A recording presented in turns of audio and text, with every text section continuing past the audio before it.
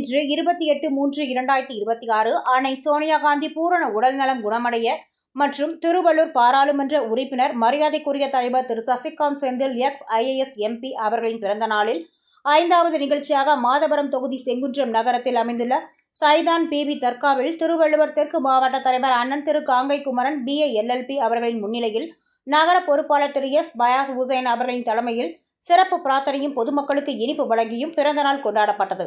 இதில் நகர தலைவர் திரு RRC ராஜீவ்காந்தி, முன்னாள் மாவட்ட துணைத் தலைவர் திரு KR லோகநாதன், முன்னாள் நகர தலைவர் திரு S கோபி, வழக்கறிஞர் பிரிவு மாநில பொதுச் செயலாளர் திரு RK பிரதீப்ராஜ், திரு KS பாஸ்கரன், திரு PL சரவணன், பாடியநல்லூர் திரு ரஜினி,